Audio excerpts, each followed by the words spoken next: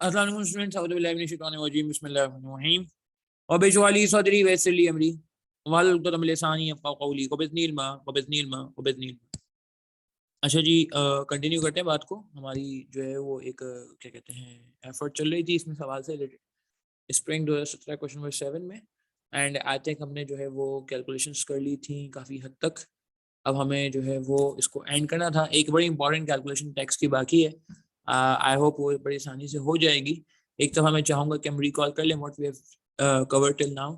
हमने ये बात की थी सवाल के शुरू में कि इन्फ्लेशन कब से करना होता है, एयर 1 से करना होता है या एयर 2 से करना होता है, ये हमें आइडेंटिफाई करना आना चाहिए। ठीक है, तो इसमें चूंकि वुड भी लिखा था, पहले साल की फिगर बना के दी हुई थी, तो हमने कहा था कि इसको एयर 2 से इन्फ्लेट करेंगे।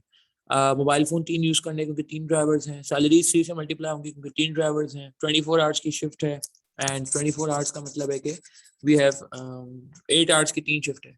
इंश्योरेंस हमने एडवांस में पे करना था। आखिरी साल को इंश्योरेंस नहीं होगा क्योंकि आखिरी साल का इंश्योरेंस ऑलरेडी पे हो चुका है। ठीक है जी। और ये हमने बात कर ली थी। मेंटेनेंस पे बड़ी इंपॉर्टेंट बात हुई थी कि इस पे एक वॉल्यूमेट्रिक इफेक्ट भी आएगा और एक प्राइस इफेक्ट भी आएगा, इन्फ्लेशन इफेक्ट भी आएगा और डेप्रिसिएशन हमारे पास मौजूद थी। गेन और लॉस ऑन डिस्पोजल हमने जाने से पहले निकाली था, गेन आर कर। ठीक है जी। तो अब क्या रह गया जी, प्रॉफिट आएगा, टैक्स आ जाएगा। फिर हम अच्छा उसके बाद क्या करेंगे, अभी प्रॉफिट और टैक्स निकाल लेते हैं। प्रॉफिट निकालने चले, 95 आ रहा है। फिर यहाँ भी निकाल लें प्रॉफिट। फिर हम करेंगे क्या, चलें प्रॉफिट आ गया, फिर टैक्स आ गया, फिर अब उसके बाद क्या करते हैं, फौरन एक बड़ा इंपॉर्टेंट काम जो हर सवाल में करना होता है, बगैर देर करे फौरन ही अगला लम्हा आपने लगाना है, क्या, ऐड बैक कर देना।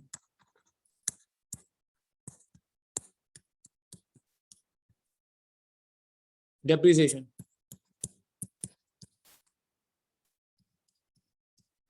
डेप्रिसिएशन ऐड बैक हो जाएगा।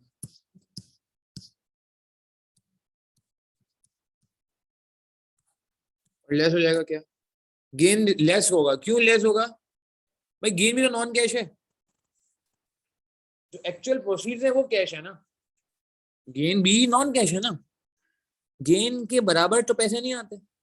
हाँ, जो पैसे आते हैं उससे गेन निकलता है, लॉस निकलता है, तो जो पैसे आएंगे वो रिकॉर्ड कर लेंगे एज इट इज।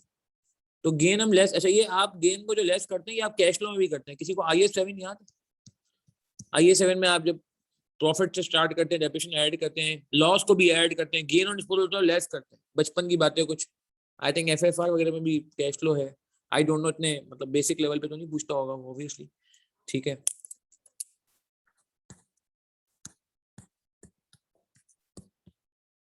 ठीक है। अच्छा कुछ ट्रीटमेंट एक और भी होते हैं, ये शायद पिछले लेक्चर में कहीं बात हुई, आप ये भी कर सकते हैं। कुछ ACC की किताबें ये करती हैं कि दोनों को मर्ज कर देती हैं और एक फिगर निकाली जाती है, बैलेंसिंग चार्ज एंड। ऐसे ही मतलब मैं एक्स्ट्रा बात कर रहा हूँ, इसकी कोई इंपॉर्टेंस नहीं है क्योंकि हमने एक कंसिस्टेंट ट्रीटमेंट रखना है। जैसे कल भी बात हुई थी कि हम कंसिस्टेंटली एक दवा कौन से बना लेंगे, उसी को फॉलो करेंगे। ठीक है, बार्गेनिंग, सॉरी बैलेंसिंग चार्ज के नाम से एक अमाउंट यूजुअली ACC में यूज हो रहा होता है, इसमें दोनों को नेट कर दिया जाता है। तो ये भी ट्रीटमेंट गलत नहीं है, बट बेहतर है कि हम अपना ट्रीटमेंट फॉलो करें, एक ही ट्रीटमेंट लेके चले ताकि ये कि परेशानी ना हो। अच्छा और क्या क्या आएगा, इन दो फिगर्स को भी मैंने जानबूझ कर डेफर किया, टैक्स को और प्रॉफिट आप निकाल लेंगे, प्रॉफिट मसला नहीं, टैक्स को मैं डेफर कर रहा हूँ। और बता दें, और कुछ है या खत्म हो गया सवाल? वर्किंग कैपिटल सवाल में है नहीं, और क्या था इस सवाल में?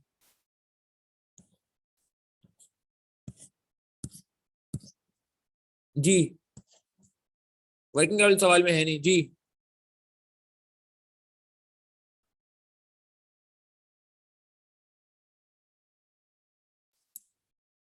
कंफर्म करें, देखें प्लीज, ऐसे सवाल देखा है। परचेज प्राइस, हाँ गाड़ी की परचेज प्राइस तो लिखी नहीं, और स्टेशन फी भी इसके साथ ऐड होगी। ठीक है, मोबाइल फोन हो गया, इंश्योरेंस रिकॉर्ड कर लिया, सैलरी रिकॉर्ड कर ली, मेंटेनेंस रिकॉर्ड कर ली, और रेंटल जो मिलना था वो भी रिकॉर्ड कर लिया। तो मेरे ख्याल से बस एक ही चीज रह गई है, इन्फ्लेशन का इफेक्ट आ गया। ठीक है जी, एसेट, गाड़ी।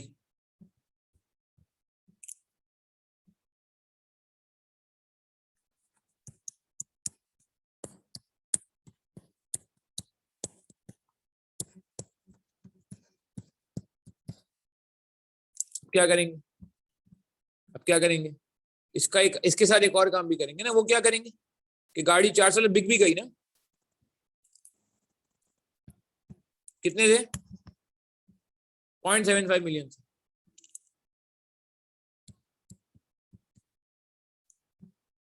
ठीक हो गया,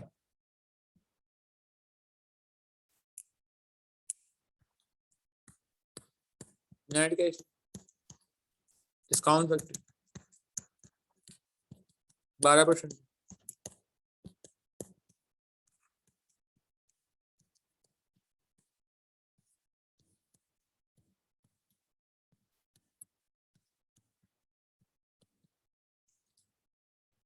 ठीक है जी, चल। अच्छा अब यार यहाँ पे एक मसला समझो, काउंटिंग का मसला नहीं है, काउंटिंग का मसला नहीं है।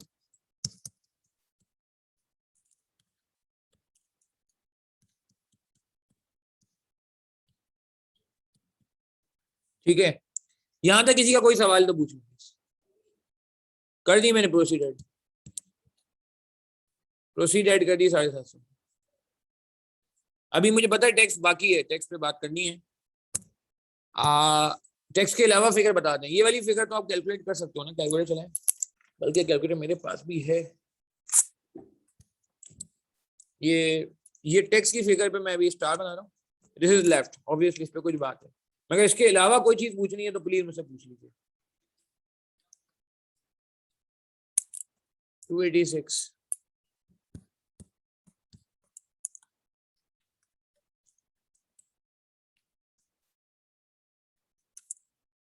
454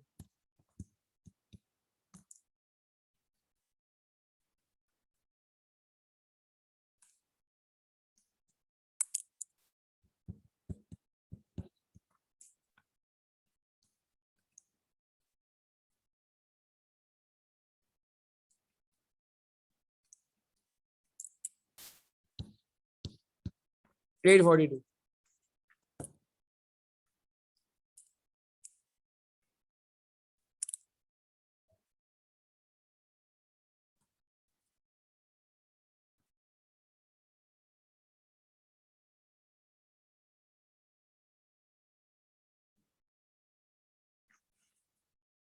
नोट करेंगे प्लीज,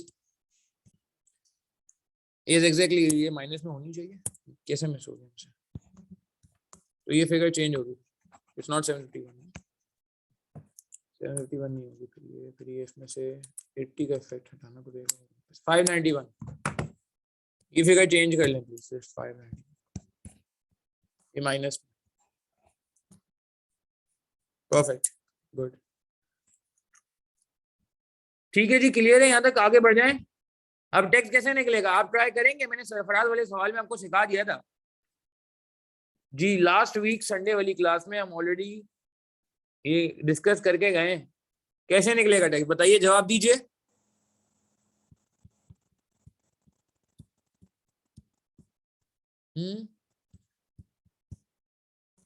प्रॉफिट दिया हुआ है,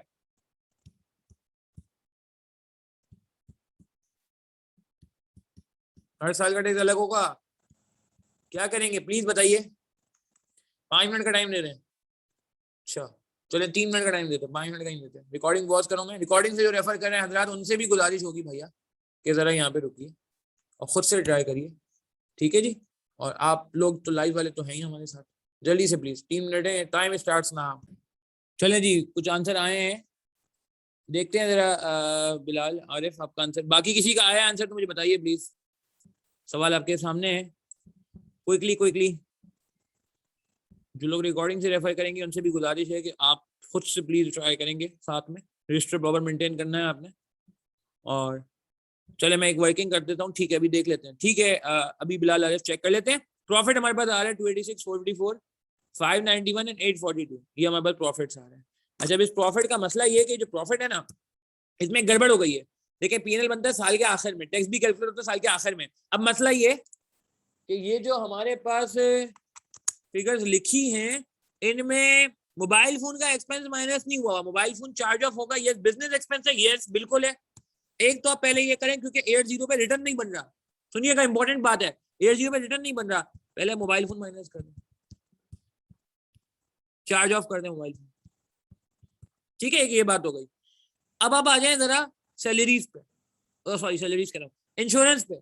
इंश्योरेंस में मसला क्या है यार, देखें एक बात ध्यान में रखिएगा, टैक्स वाला आपको कब अलाउ करता है, ये मैंने पिछली इसमें पहले सेक्शन में बता दिया था सरफराज वाले सवाल में आई थिंक हमारी बहुत डिटेल बात हो चुकी है। टैक्स वाला उस वक्त अलाउ करता है जब हम इनकर करते हैं accrual basis accounting, accrual basis accounting, सही है ना।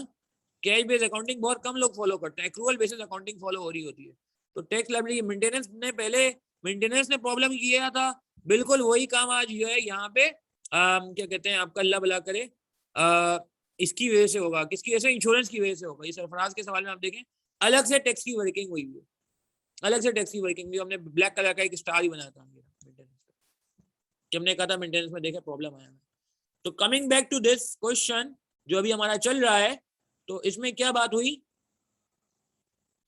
कि हम करेंगे कि आपको बताना चाहेगा प्लीज, ये 50 का जो, ये जो 45 का जो इंश्योरेंस है, ये कौन से एयर से परटेन करता है। इसमें मैंने एग्जांपल भी दी थी कि अगर वो लायबिलिटी एडबैक हो जाती है टैक्स, वो टैक्स में एडबैक कर देते हैं अगर पे नहीं होता। खैर जी, ये जो 45 है ये एयर 1 से परटेन नहीं करता था, अगर नहीं, ये 45 कब से करता है? मोबाइल फोन में बात करता हूँ वापस से, मगर इसको क्लियर कर लेते हैं। 45 ये एयर 2 से परटेन करता है, ये एयर 1 से परटेन करता है। ये असल में एयर 1 का एक्सपेंस है जो एडवांस की वजह से 0 पे आ गया। ये असल में एयर 2 का एक्सपेंस है जो एडवांस की वजह से एयर 1 में आ गया। ये असल में एयर 3 का एक्सपेंस है जो एडवांस की वजह से एयर 2 में आ गया। और ये एयर 4 का एक्सपेंस है जो एडवांस की वजह से हमारे पास एयर 3 पे नजर आ रहा है। तो टैक्स वाला कहेगा कि आप रेलेवेंट एक्सपेंस माइनस करिए। रेलेवेंट तो रेलेवेंट कितना भाई? अच्छा मसला ये इसमें कुछ माइनस हुआ हुआ है, ये वाला माइनस हुआ हुआ है, ये के इस साल से परटेन नहीं करता। अगर गलत चीज माइनस हो रही, टैक्स वाले क्या करते हैं, अगर 286 के अंदर 45 माइनस हुआ हुआ है, एक वैसी चीज माइनस हुई है जो नहीं होनी चाहिए थी, 286 में 45 माइनस हुआ हुआ है, और आपको पता है 45 इस साल से परटेन नहीं करता, वो नेक्स्ट ईयर से परटेन करता है। तो अगर कोई गलत चीज माइनस होती है, टैक्स वाले क्या करते हैं बताएं जरा, क्या वर्ड है, बड़ा खूबसूरत सा वर्ड है, क्या करते हैं? एड नहीं, हाँ ज्यादा अच्छा वर्ड क्या है, add back. Insurance paid add back कर दो। इंश्योरेंस पेड जो कि 45 है, जो कि 40 है अगले साल, जो कि 35 है, और लेस कर देंगे इसमें से क्या, इंश्योरेंस एक्सपेंस। एक्सपेंस कितना है? एक्सपेंस असल में एयर 1 का एक्सपेंस कितना है? हाँ डिसअलाउ कर देंगे, very good very good. Expense कितना है? एयर 1 का असल एक्सपेंस कितना है? 50। एयर 2 का असल एक्सपेंस कितना है जो पहले एडबैक हुआ था? 45। एयर 3 का 40 और एयर 4 का 35। अब जाके टैक्सेबल प्रॉफिट आएगा जो कि कितना होगा? 236 आई गेस, जो कि कितना होगा? 449 if I am not wrong. फिर हमारे पास 586, चेक करते रहिएगा यार, पीछे भी हल्की सी सिली मिस्टेक हो गई थी, एंड 806। टैक्स रेट लगा दें, टैक्स रेट कितना था सवाल में, चेक कर लेते हैं। टैक्स रेट 30% है, ये रहा 30% कहाँ गया, ये तो लगा देंगे 30%।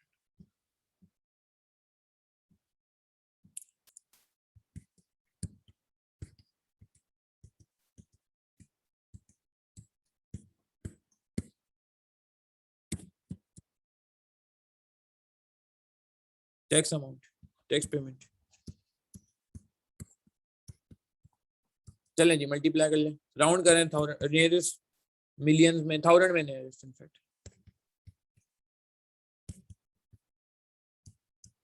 चले now it's time, mobile phone में बात कर लेते हैं। मोबाइल फोन देखें बिजनेस एक्सपेंस है, एग्री करेंगे? मोबाइल फोन जो है वो बिजनेस एक्सपेंस है, इज दिस फाइन? तो मतलब हाँ, कौन सा एक्सपेंस एड बैक, कौन सा एक्सपेंस अलाउ नहीं होता? पेनल्टी अलाउ नहीं होती, सही ना, पेनल्टी अलाउ नहीं होती, सही है। और कौन सा एक्सपेंस अलाउ नहीं होता? जो स्टैट्यूटरी पेनल्टी होती, कोई प्रोविजन होता है, नॉन कैश एक्सपेंस होता है, वो अलाउ नहीं होता। तो मोबाइल फोन तो बिजनेस एक्सपेंस है ना, तो अलाउ तो होना चाहिए। चार्ज ऑफ, सही है, चार्ज ऑफ कर देंगे, खैर हो गई, ठीक है। मटीरियलिटी वगैरह के हिसाब से भी कोई इतना खास इसका अमाउंट नहीं है। तो अब मसला ये कि ये क्या इस प्रॉफिट में माइनस हुआ है जो हम टैक्सेबल प्रॉफिट समझ रहे थे इसको? नहीं, ये तो पिछले साल माइनस हो, पिछले साल तो कोई टैक्स निकला ही नहीं, पिछले साल तो रिटर्न बना ही नहीं। बिलाल बात समझ आ रही है? बिलाल पिछले साल टैक्स ही नहीं बना ना, रिटर्न ही नहीं भरा हमने, पहला साल था, बिजनेस अभी शुरू किया है, गाड़ी अभी नई नई खरीदी है, तो रिटर्न तो एक साल गुजरने के बाद बनाएंगे ना, फौरन तो नहीं बनाएंगे। तो रिटर्न जब बनाएंगे पहला जिंदगी का, तो उसमें ये एक्सपेंस जो हमने किया है बिजनेस का एक्सपेंस है, बेनिफिट है हमारा, उससे टैक्स कम होगा हमारा, तो हमें इसको माइनस करना चाहिए। क्लियर है बात बिलाल? कि मोबाइल फोन बिजनेस एक्सपेंस होने की वजह से और ईयर 0 पे ना रिटर्न बनने की वजह से मजबूरन हमें ईयर 1 पे रखना, ठीक हो गया जी, चले बेस्ट हो गया। चले यार फाइनली कंक्लूड करने का टाइम आ गया, इट्स टाइम कि हम इसको फाइनल करें चीजों को। टैक्स निकाल चुके हम, 71 आ गया, 135 आ गया, 176 आ गया, and last but not the least 242 आ गया। ठीक है जी, चलें जी, टैक्स के लिए वर्किंग 2 कर लिया, working 1 and computation of tax. चले यार फाइनल करेंगे जरा प्लीज, ताकि हम अगले सवाल पे बढ़ते हैं, फिर प्रोसेस कॉस्टिंग इन्वेस्टमेंट एडवांस का भी हैंड आउट हमने शुरू करना है आज की क्लास में इंशाल्लाह थोड़ी देर बाद। कितना हो गया ये? 2130 हो गया, ये चेक करें, 591, 286, 724, चलें ठीक है, कैलकुलेटर साथ रखेंगे, 842 क्या कह रहा है calculator, minus 242 plus 215 minus 107 plus 750, 1458 आ रही है। कोई सवाल है पूछ लें प्लीज यार। 701 काफी अच्छा सवाल था, इसमें टैक्स भी था, गेन लॉस ऑन डिस्पोजल भी था, टैक्स की अलग वर्किंग करनी थी जो कि हम पेपर में स्पेशल फीचर होगी, आगे कुछ रिलेटेड टॉपिक आएंगे वहां भी ये बात होगी। 701 वहां पे 701 क्या बात है, ठीक है जी, 2130 ये एज हो गया, डिस्काउंट फैक्टर लगा दीजिए, 646, 701 डिवाइड बाय 1.12 स्क्वायर 559, राउंड कर रहा हूं मैं इसको, की power 3 499, and last but not the least 927, और एनपीवी कितनी आ गई हमारे पास,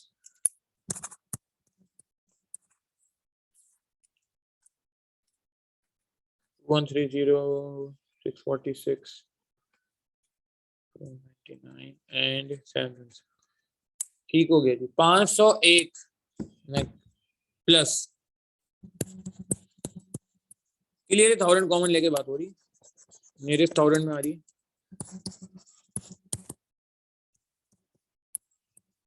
किसी कोई सवाल है, कंफ्यूजन है, पूछना। Are we clear this point?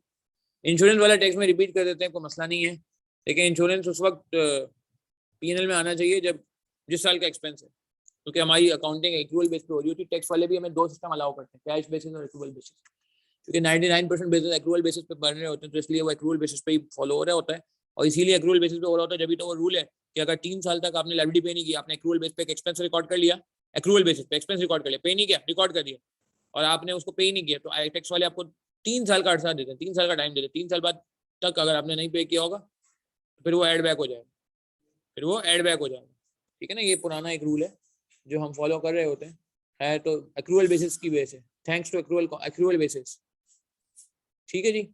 तो ये क्या कहते हैं, तो ये हमें जो इंश्योरेंस था ये पेमेंट थी, हमने पेमेंट माइनस की हुई थी, ये पेमेंट है, ये इस साल का एक्सपेंस नहीं है, तो टैक्स वाले इसको हर के अलाउ नहीं करेंगे, डिसअलाउ कर देंगे, एड बैक कर देंगे, तो इसको हमने एड बैक कर दिया, जितना भी पेमेंट था, जितना ही पेमेंट था एड बैक कर दिया, और जो असल एक्सपेंस था, जो असल में ईयर 1 का एक्सपेंस था, ईयर 2 का एक्सपेंस था, ईयर 3 का एक्सपेंस था, वो हमने एक्चुअल बेसिस पे हमने माइनस कर दिया।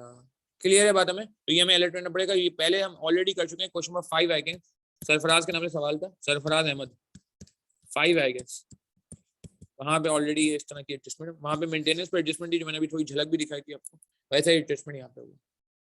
क्लियर, नोट कर लिया है? पूछ रहे कोई सवाल है, कंफ्यूजन है? ये वाला क्लियर हो गया, बीएस कंप्यूटर आपका सवाल आया था।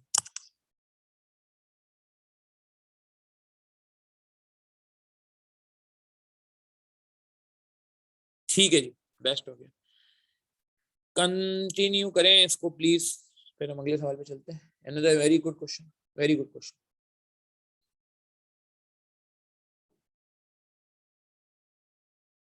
नोटिंग हो गई है तो मुझे ओके कर दीजिएगा, डन कर दीजिएगा, ताकि फिर हम आगे बढ़ें। कुछ होमवर्क के क्वेश्चन भी है हैंडआउट में? तो आई विल रियली अप्रिशिएट कि अगर आप वो भी कर लेते। नेक्स्ट शुरू कर रहे हैं हम टॉपिक।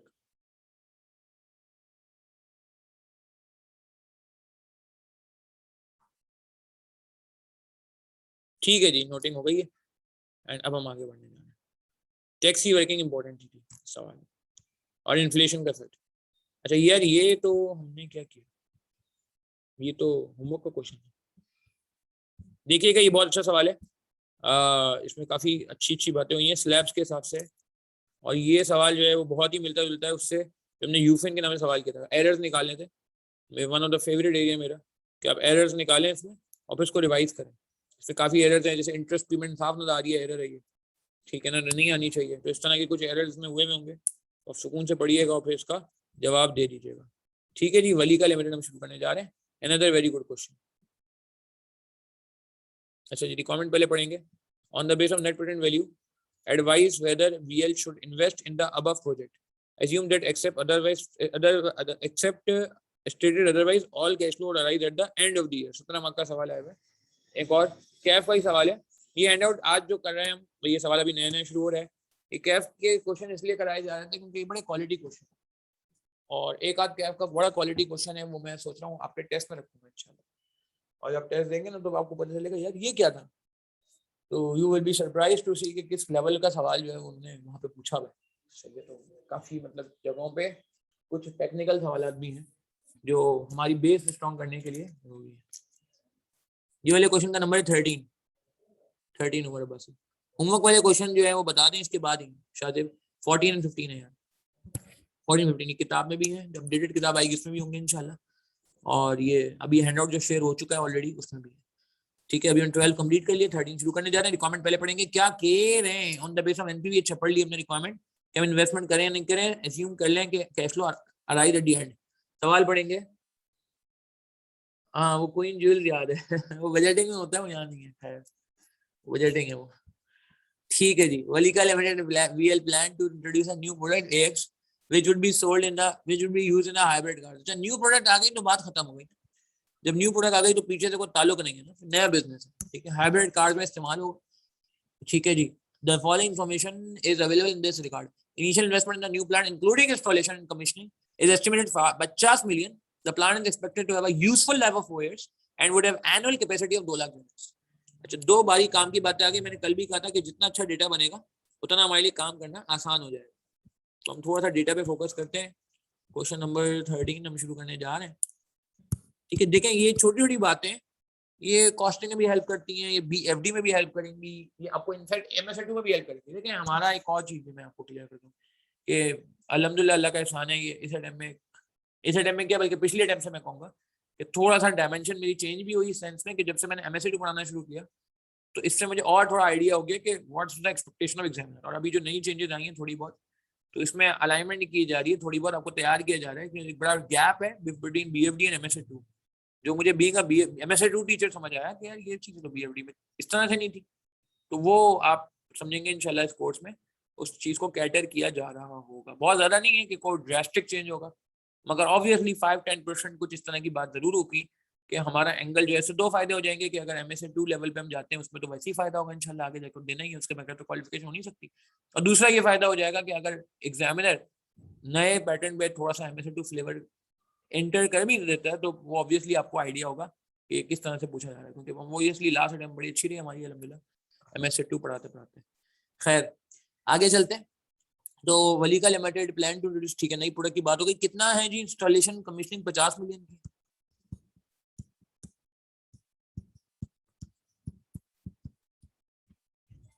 फिर उसके बाद लाइफ कितनी है? 4 साल। और कैपेसिटी कितनी है? 2 लाख।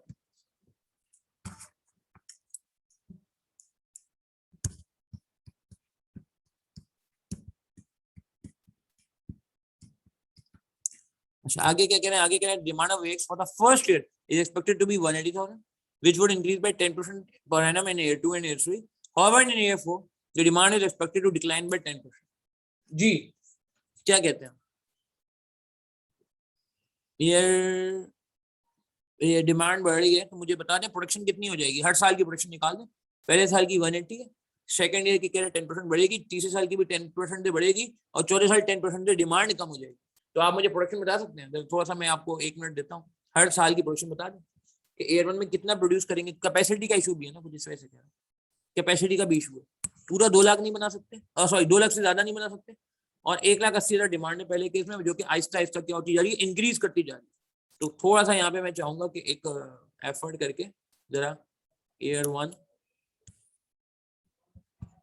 2, 3, 4 इन चारों सालों पे जरा देखें कि डिमांड क्या आ रही है, इन चारों सालों पे देखें प्रोडक्शन क्या आ रही है। ठीक है, रिकॉर्डिंग पॉज कर लेते हैं।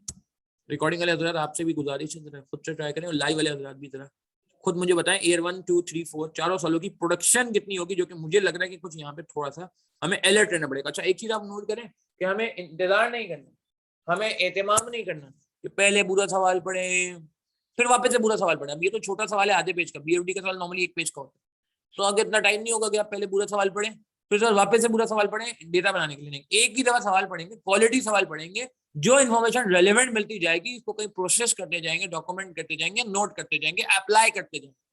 मेरी बात समझ नहीं, छोटी छोटी बातें जो पेपर में टाइम सेविंग भी शामिल होंगी, और इंशाल्लाह एग्जाम अप्रोच आपकी जो है वो उससे बड़ी बेहतर हो जाएगी। ठीक है, बिलाल आरिफ का आंसर आ गया, बाकी लोगों का मैं वेट कर रहा हूँ, जल्दी कर लें प्लीज। रिकॉर्डिंग वाले हिसाब से भी गुजारिश है, रिकॉर्डिंग पोस्ट करें और जरा खुद से कैलकुलेट करें रजिस्टर में अपने, फिर मुझे बताएं।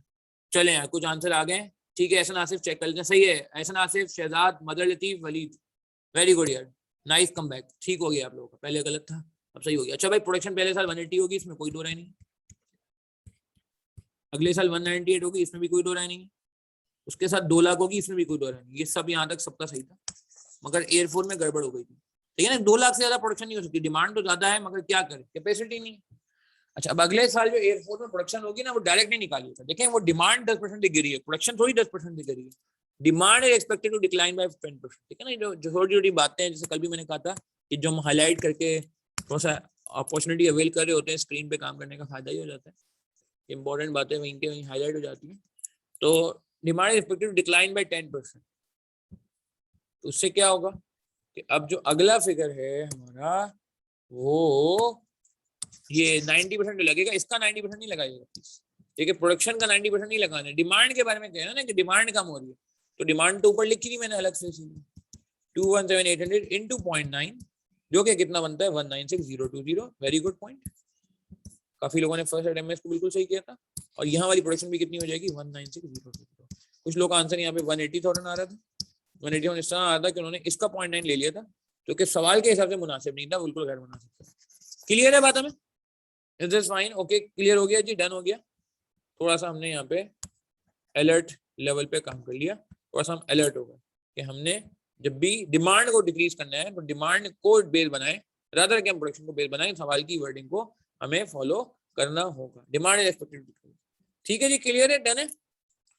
चले, एक छोटा सा पॉइंट है, ये इंपॉर्टेंट है सवाल का, तो मैंने कहा ये पहले डिस्कस कर लिया जाए। हाँ बिल्कुल, बिल्कुल करीम है, एग्जैक्टली 217,800 प्रोडक्शन पूरी नहीं कर सकते, बिल्कुल सही है। मगर इसमें तो कोई दो राय नहीं है ना कि ये डिमांड है, तो डिमांड है ना, और वो अगले साल भी डिमांड को 10% गिराने को कह रहा है ना, प्रोडक्शन को 10% गिराने को थोड़ी कह रहा है। आपने तो प्रोडक्शन को 10% गिरा दिया। अगर 180 कह रहे हैं आप लोग, तो 180 में तो गड़बड़ हो जाएगी ना कि आपने प्रोडक्शन को 10% गिरा दिया, हालांकि प्रोडक्शन को 10% गिराने की बात ही नहीं कर रहा, तो कह रहा है डिमांड 10% गिरी है। अब वो अलग बात है कि डिमांड 10% गिरने के बाद हमारी रेंज में आएगी तो ठीक है, नहीं आती, लेट्स से डिमांड 10% गिरने के बाद, मिसाल है ऐसे ही ये आंसर आता है यहाँ पे मिसाल के तौर पे 2,05,000, फिर क्या करते? ऐसे ही सवाल है, फिर क्या करते अब्दुल करीम? ये कह रहा है डिमांड 10% नहीं गिरी, 5% से गिरी, फिर हम क्या करते हैं? फिर हम यहाँ वापस क्या लिखते हैं? अब मेरी बात समझ रहे हो? तो पॉइंट इज कि डिमांड इज द बेस ना, जो सवाल की इंफॉर्मेशन है। ठीक है, तो आप ये नहीं कर सकते, क्योंकि सवाल की वर्डिंग टेम्पर नहीं कर सकते कि हम प्रोडक्शन को 10% गिरा दें। प्रोडक्शन को 10% गिराना तो किसी सूरत मुनासिब नहीं होगा। हाँ, अगर वो कहते हैं, मैं चेंज कर लेता हूँ कि वो इन air force production is expected to decline, फिर सही हो जाएगा। अब मैंने सवाल की वर्डिंग चेंज कर दी है, then we can obviously write 180, then it will be fine. May be possible कि किसी सवाल में आई कैप के ऐसा मिल जाए। अब्दुल करीम क्लियर है? देखें, क्योंकि मैं चाह रहा हूँ कि चीजें साथ साथ हमारी ओके भी होती जाए।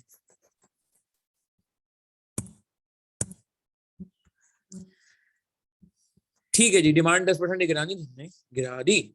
The contribution margin is expected. The contribution margin for the first year is estimated 100 per unit, which is expected to increase by 5% पीछे। मेरा फेवरेट सवाल आ गया, आप बताएं मेरा फेवरेट सवाल क्या होगा इस लाइन पे।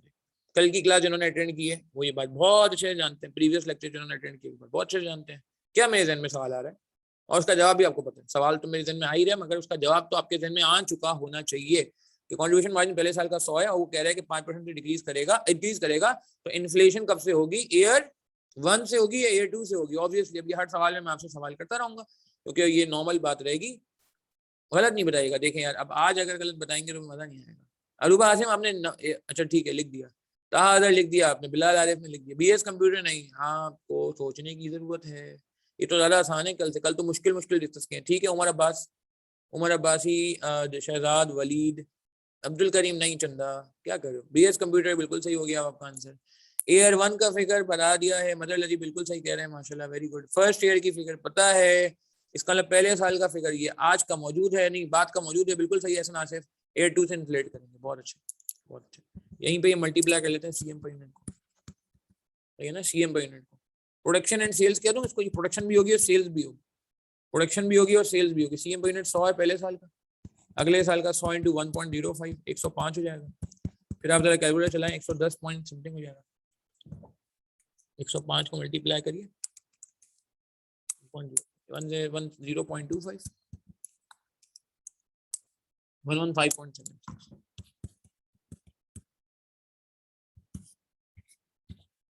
तो टोटल सीएम आ जाएगा हमारे। 1000 कॉमन ले सकते हैं यहाँ भी अपनी आसानी के लिए। 18,000 हाँ 18,000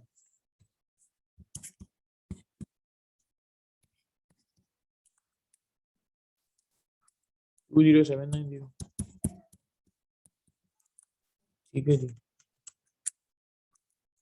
22050। टोटल के आगे क्या लिखा है जी? टोटल के आगे सीएम लिखा है, ₹1000 कॉमन लेंगे।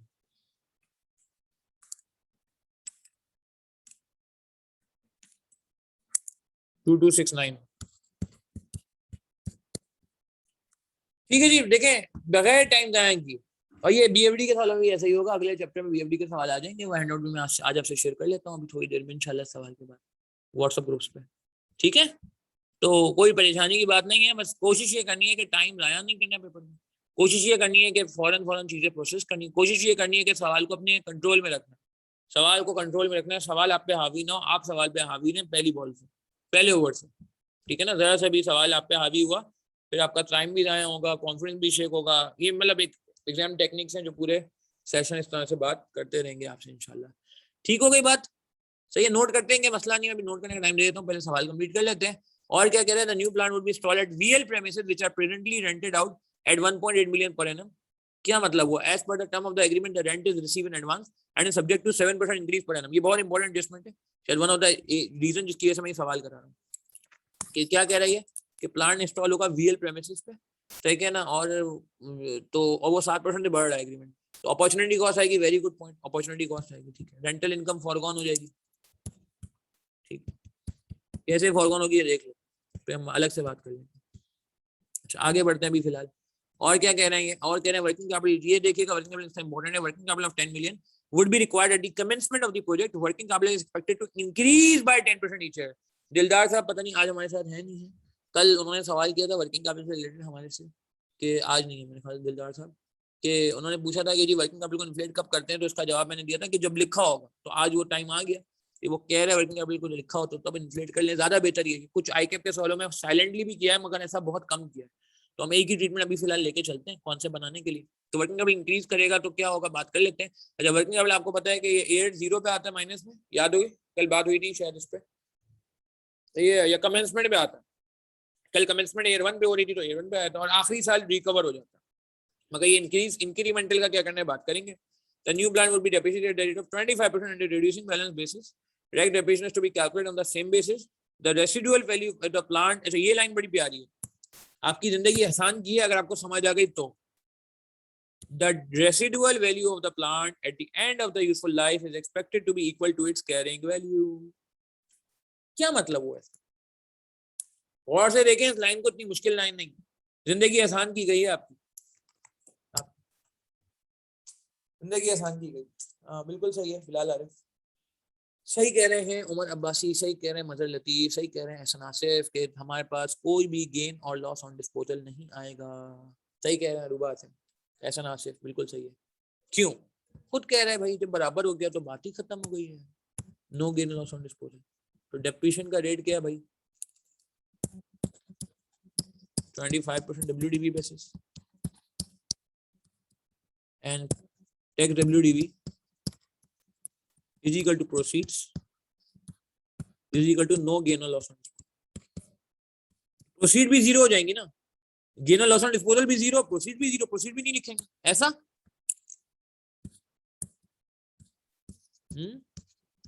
सही कह रहे हैं, प्रोसीड भी नहीं आएंगी ना फिर तो। नहीं प्रोसीड्स तो है ना यार, कैसी बात है, प्रोसीड तो है, प्रोसीड तो हमारे पास मौजूद है ना, प्रोसीड तो अभी पता है WDV के बराबर होगी, WDV जीरो थोड़ी है, गेन और लॉस जीरो है, प्रोसीड्स तो आएंगी।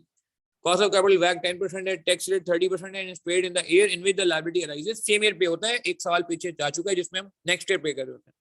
On the basis of NPV, advise whether VL should invest in the above project. अच्छा अब यार इसमें दो बातें बड़ी इंपॉर्टेंट है जिसकी वजह से मैं सवाल अभी नहीं करा रहा, सॉरी पूरा नहीं कर रहा। पहले मैं वर्किंग कैपिटल बात करना चाहूंगा, वर्किंग कैपिटल के बारे में बात समझ लें। अच्छा फिर आपको मैं नोट करने का टाइम देता हूँ, पहले आप वर्किंग कैपिटल समझ लें, फिर हम कुछ नोट करने का टाइम देंगे आपको, फिर हम सवाल को एंड की तरफ लेके जाएंगे। वर्किंग कैपिटल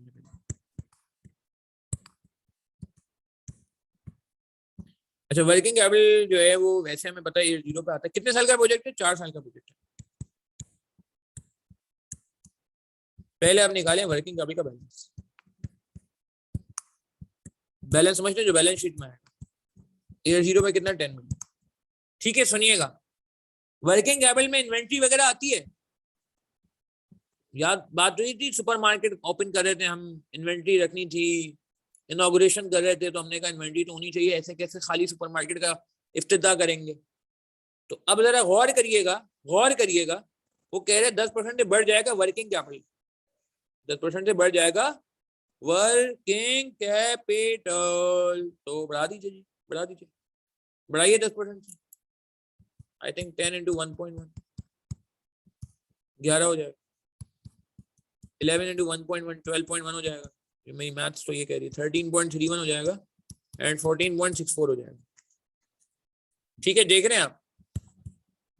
अब इसके दो ट्रीटमेंट है, मैं आपको पहले एक ट्रीटमेंट बताता हूँ फिर दूसरा बताता हूँ। ये बैलेंस है, बैलेंस मींस कि इसकी बैलेंस वैल्यू बढ़ जाएगी, मगर आपको पेपर में रिकॉर्ड करना होता है working capital outflow, working capital cash flow. Please सुनिएगा ये इंपॉर्टेंट है, आप एयर जीरो पे 10 लिखेंगे, इसमें कोई दो राय नहीं। एयर 1 पे कितना लिखेंगे? बैलेंस होता है Z, बैलेंस शीट बनती है Z, बैलेंस शीट बनती है उस वक्त तक की अगर 10 से हमने ये बैलेंस 11 तक देखा, तो माइनस का साइन यहाँ नहीं आएगा, यहाँ तो बैलेंस निकला हुआ है।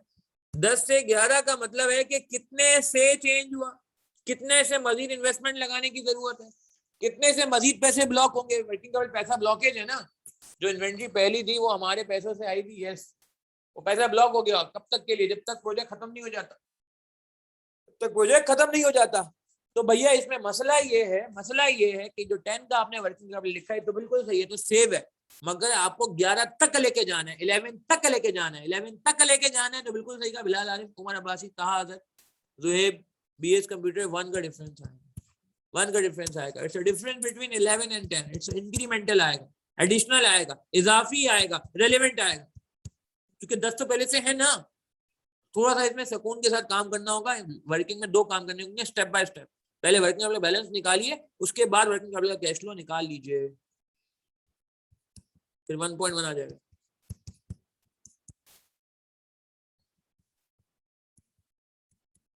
वन 1.21 आ जाएगा।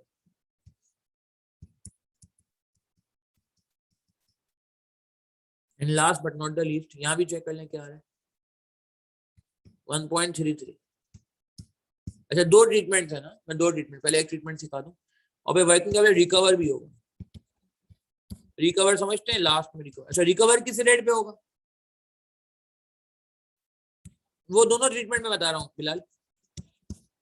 रिकवर कितना होगा? रिकवर 10 रुपए होगा? नहीं नहीं नहीं नहीं, आखिरी इन्वेंट्री जो बिकेगी, याद आ रहा है इन्वेंट्री की एग्जांपल थी ना, कि पहली इन्वेंट्री से दूसरी इन्वेंट्री आई, दूसरी इन्वेंट्री से तीसरी इन्वेंट्री आई, तीसरी इन्वेंट्री को बेच के चौथी इन्वेंट्री आई।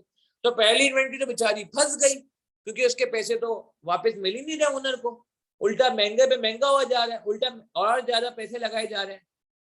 तो आखिरी इन्वेंट्री जो बिकेगी ना वो ओनर की जेब में जाएगी, क्योंकि उससे कोई नई इन्वेंट्री नहीं खरीदनी होगी। Shut down sale, clearance sale जो है ना, तो हम फाइनल इन्वेंट्री कितने में बिकेगी? फाइनल रेट में बिकेगी, आखिरी रेट में बिकेगी, लास्ट प्राइस पे बिकेगी। कितना? 14.64। This one.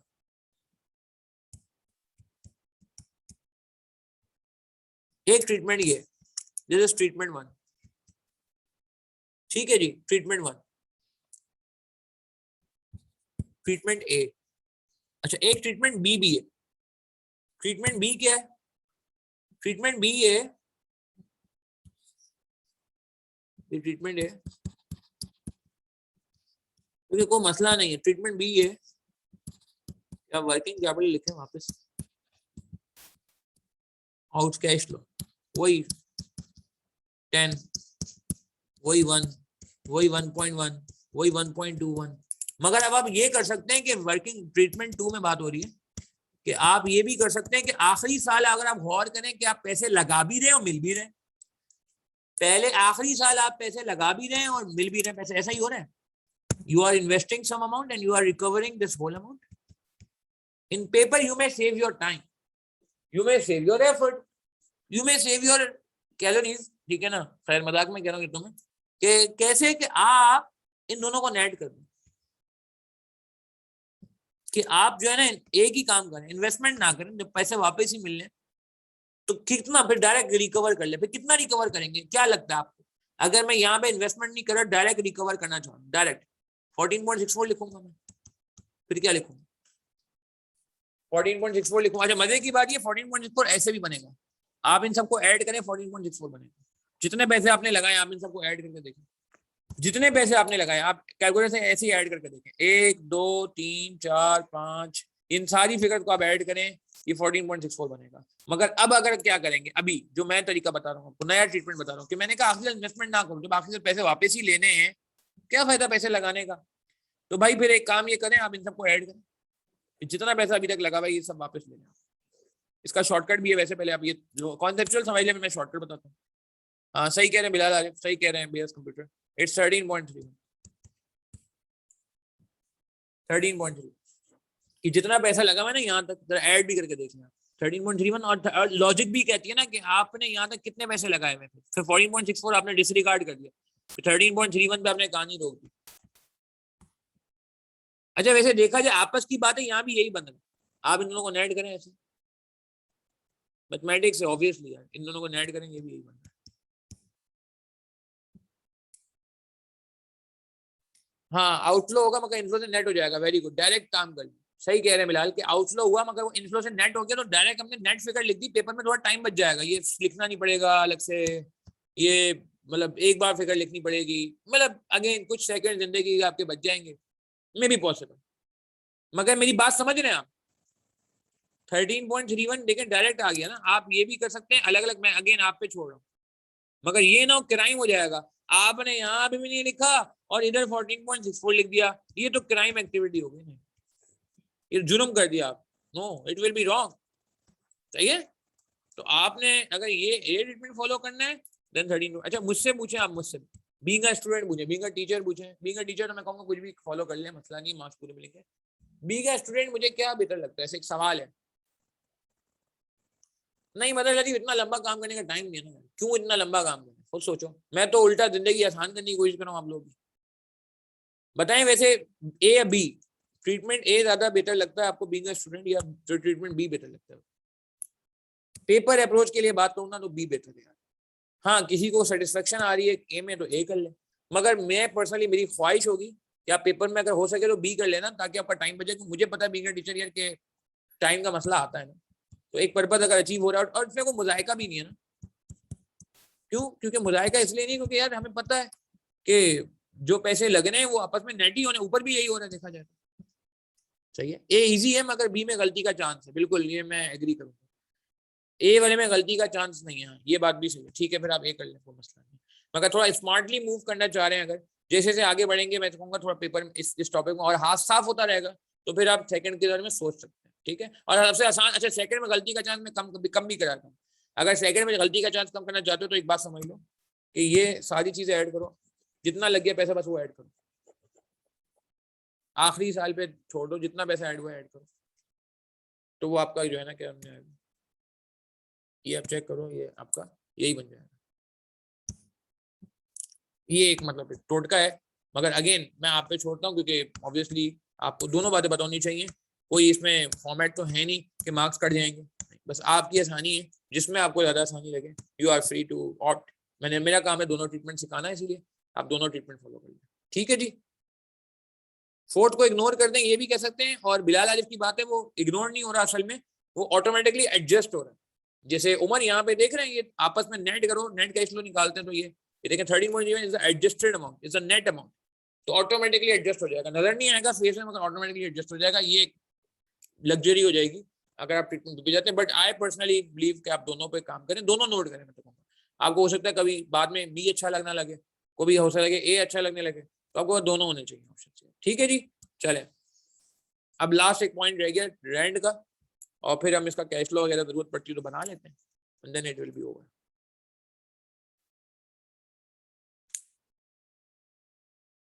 जी जी बिल्कुल बिल्कुल इंशाल्लाह, बस पेपर में थोड़ी मुझे ट्रिक स्पीड सिखानी है हल्की फुल्की आपको इस तरह की कि कहाँ पे अपनी कुछ टाइम बचा सकते हैं, क्योंकि ये इशू आता है स्टूडेंट्स को कि सर बहुत स्पीड लगाई तो भी पूरा नहीं होगा।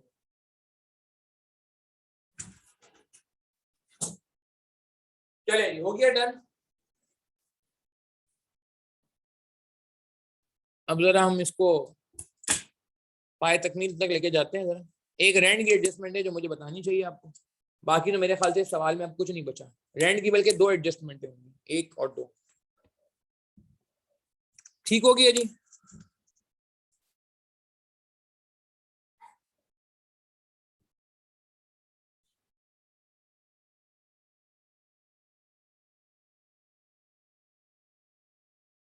अच्छा इसका मैं चाह रहा हूँ स्ट्रक्चर बना लें थोड़ा सा, ताकि कॉन्फिडेंस आ जाए कि भाई सवाल में है क्या, ताकि फिर वो स्ट्रक्चर में फुट फिट इन हो जाएंगी चीजें, तो फिर आप उस सवाल को आसानी से क्लोज कर सकते हो, ठीक है। स्ट्रक्चर बना लें इसका कि हमें सवाल में मिला क्या, इसको नोट करें सारी बातों को प्लीज, चले पहले नोट कर लें मेरी बात।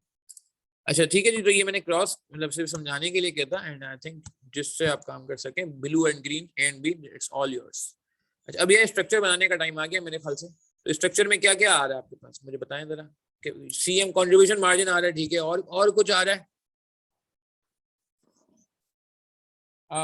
फॉरगॉन वाला रेंट बिल्कुल सही है, ठीक है। तो हम स्ट्रक्चर यहाँ पे कहीं बना लेते हैं, जीरो बराबर में बना लेते, बराबर में जगह है, चले यहाँ बना लेते हैं, खैर हो गई 8 0 1 2 3 4, ठीक है। हमारे पास क्या क्या है, सीएम है, सीएम तो हम पुट भी कर सकते हैं अभी ना, 18,000,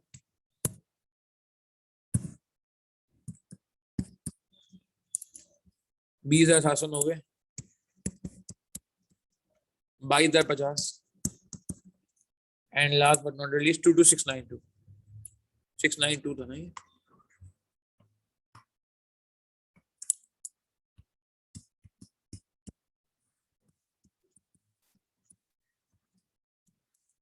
अच्छा और बताएं और क्या था, बस टैक्स लगा दें इस पे, नहीं टैक्स लगा दें इस पे क्या डायरेक्ट, बताइए प्लीज स्ट्रक्चर में और क्या क्या है। डेप्रिसिएशन बिल्कुल माइनस होना चाहिए, मगर एक सीएम फॉरगॉन रेंट फॉरगॉन भी तो था,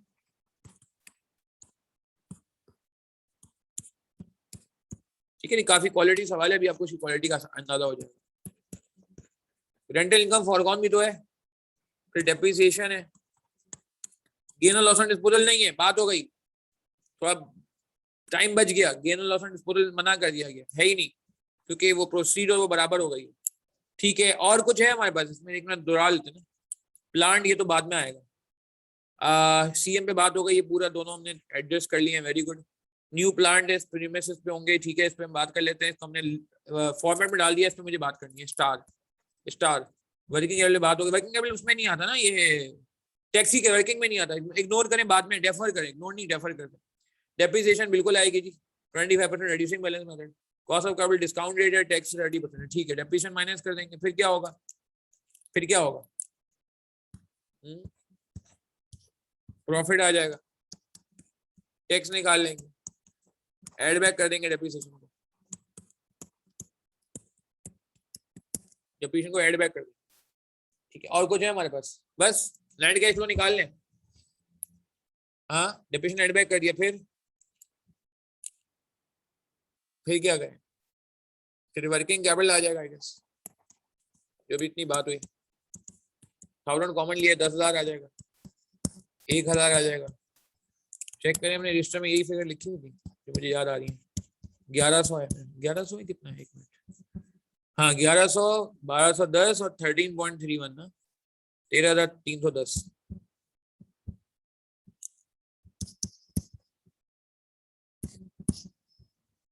1100, 1210 और 13, मैंने अभी शॉर्टकट लगा दिया ताकि पेपर में टाइम बच जाए, वरना आपको मैंने दोनों सिखा दिए, जो आपको अच्छा लगे वो मैंने आप पे छोड़ दिया। और एसिड आ जाएगा, एसिड कितने का था, 50 मिलियन का था, हाँ 50 मिलियन का। अगर इसको मसला है ना 50 मिलियन का एसिड है तो इस पे वो भी है ना, स्क्रैप वैल्यू भी तो है, रेसिडुअल वैल्यू। अच्छा यार एक काम करें जल्दी से, साथ साथ ना डेप्रिसिएशन भी निकाल लें, खैर हो गई, डेप्रिसिएशन भी निकाल लें साथ साथ, net cash flow, discount factor, present value,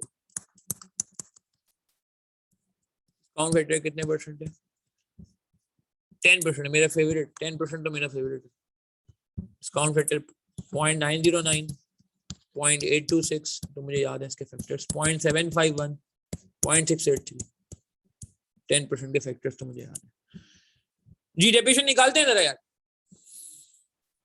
depreciation निकालें प्लीज जल्दी से, क्या रेट था, 50 मिलियन में लगानी है ना, 25% आएगा, 25%, WDV बेसिस, रिड्यूसिंग बैलेंस है, तो मैं भी लगा तो 50,000 लगाएं, क्या आ रहा है 12,500 आ रहा है, ठीक है।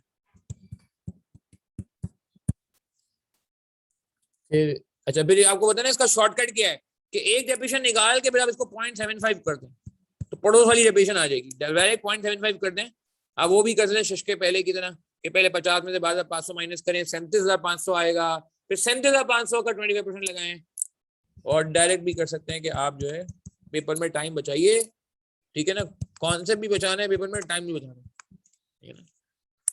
5273 यही एडबैक हो जाएगा बाद में,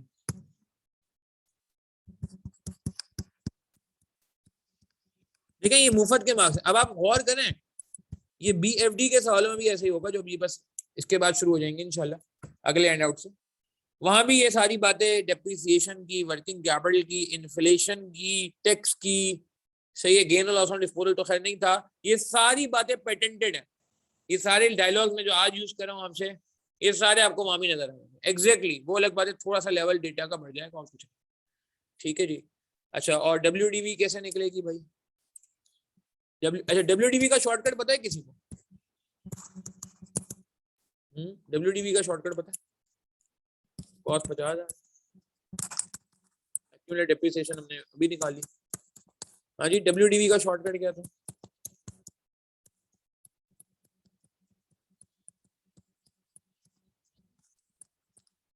हाँ 5273 माइनस में आएगा, बिल्कुल जी जी, ये आप मुझे बिल्कुल याद दिलाइएगा, ये गड़बड़ हो जाती है हाँ यार, बिल्कुल सही माइनस में आएगा, परफेक्ट, बिल्कुल सही है बिलाल आरिफ, जोहेब बिल्कुल सही कह रहे हैं, 34179, WDV कितनी आ रही है, 50,000 माइनस कर 15,821 आ रही है। शॉर्टकट क्या है इसका, शॉर्टकट ये कि डायरेक्ट जो आप FR1 वगैरह में पढ़ते हो कि डायरेक्ट आप कर सकते हो cost WDV is equal to cost into 1 minus depreciation की रेट की power n, depreciation cost 50,000, 1 minus depreciation rate, क्योंकि रिड्यूसिंग वाले से ना तो 25% कट जाता है, 25% कटने के बाद होता है पावर 4, 50,000 इंटू 0.75 की पावर 4, चेक कर लें इंशाल्लाह करीब करीब आंसर। चेक करें, आ जाए 15,820, 1 रुपए का। खैर हो गई, खैर हो गई। ठीक है जी, वकास काजवाती बिल्कुल सही कह रहे हैं, अरूबा आसिम ठीक है जी, बिलाल आरे बिल्कुल सही कह रहे हैं, जोहेब बिल्कुल सही कह रहे हैं, उमर अब्बासी ठीक है जी, उन्होंने सही कर लिया। 15,820 W1। ठीक है जी, बात समझ आ गई। अब बस 2 चीजें रह गई हैं और हमारा भी सवाल एंड हो जाएगा। रेंटल इनकम रह गई है और टैक्स रह गई। यहाँ पे किसी का कोई सवाल तो पूछे, पेपर में भी देखें, आसान काम पहले करें, जान छुड़ाएं यार, इजी मार्क्स लें, पहले पहले पासिंग मार्क्स उठाएं यार, फिर स्टंट करेंगे जरा, तो ये ना, पहले पासिंग मार्क्स तो उठा लें यार, क्या ख्याल है? अच्छा, अब 2 एडजस्टमेंटें रह गई एंड सवाल विल बी ओवर, और दोनों एडजस्टमेंट बड़ी क्वालिटी के एडजस्टमेंट है। इनमें से एक ज्यादा क्वालिटी की एडजस्टमेंट है, दूसरी वाली पे आज भी कुछ बात हुई है, तो मैं समझता हूँ कुछ ना कुछ मुनासिब हो जाएगा था। यहाँ पे किसी का कोई सवाल तो पूछे, यहाँ तक बात समझ आती है? Are we clear till this point? Rental income में मुझे कुछ बात करनी है, रेंटल इनकम फॉरगॉन पे इनफैक्ट।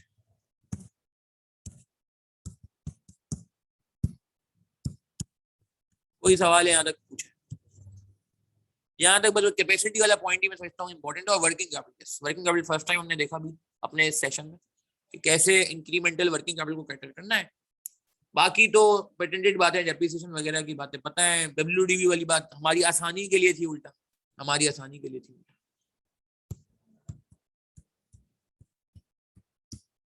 ठीक हो गई बात? अच्छा, अब यार जरा फोकस करने का टाइम आ गया, देखें क्या बात हो रही है आपसे। ठीक है जी, अच्छा अब जरा देखिएगा प्लीज, ये एक बात बताएं मुझे, यहाँ पे मैं कुछ बल्कि इसको थोड़ा और खुला खुला कर, ओ भाई, working capital balance sheet item है लड़के ना, इनकम एंड एक्सपेंस है, current asset minus current liability. Tax की वर्किंग में इसीलिए नहीं आता समझ आई बात? Current asset minus current liability होता है ना वर्किंग कैपिटल, तो वो तो बैलेंस शीट आइटम नहीं ना, इनकम एंड एक्सपेंस। टैक्स वाले बोलेंगे क्या कर रहे हैं आप, इसको आप माइनस करा रहे हैं, टैक्स बचा रहे हैं अपने, कहेंगे नहीं सर गलती हो गई, सॉरी। ठीक है, हाँ, नहीं नहीं अच्छा किया, पूछें जो भी चीज हम बारीक से बारीक प्लीज पूछें यार, देखें। और आपकी पूछने से फायदा ये हो जाता है कि और लोगों का भला हो जाता है, जो लोग रिकॉर्डिंग सुन रहे हैं वो मुस्कुरा रहे होते, कहते हैं देखा मेरे जन में सवाल आ रहा था, पूछ लिया किसी ने और जवाब भी मिल गया उसको। खैर, तो कोई मसला नहीं है, ये आप समझे नेकी का काम कर रहे हैं पूछ के, मगर रेलिवेंट ऑब्वियसली, कुछ उल्टा ही पूछेंगे तो फिर अजीब सी बात नहीं। क्या कह रहे हैं जी, तला अजहर, तहा अजहर कुछ कह रहे हैं यार, 4 में जब कोई गेन लॉस डिस्पोजल नहीं है तो हम डब्ल्यूडीबी का इनफ्लो क्यों शो कर रहे हैं? नहीं देखें, अतः मैंने बात की थी, मैं मजाक में की थी, मगर मैंने इसलिए बात की थी, क्या डब्ल्यूडीबी और प्रोसीड बराबर है? ये लो चलो, बल्कि मैं ये कंप्लीट करता हूँ ना यार, डब्ल्यूडीबी 15,821 है, कहा चेक करना जरा, तो प्रोसीड भी तो जब 15,821 है, सवाल करे जब तो गेन लॉस नहीं आया, जब तो गेन लॉस नहीं आया। मगर अगर मैं प्रोसीड 0 कर दूंगा, 2 मिनट के लिए मान लें प्रोसीड 0 है, ठीक है, ताज गौर करना, अगर 15,821 डब्ल्यूडीबी और प्रोसीड 0 है, फिर तो यार लॉस आ जाएगा, क्या ख्याल है? नहीं, देखो कोई एक चीज तो होगी ना, ये थोड़ी कि प्रोसीड भी ना हो और लॉस भी ना हो। अगर प्रोसीड नहीं है तो लॉस है, और अगर प्रोसीड है तो लॉस नहीं है।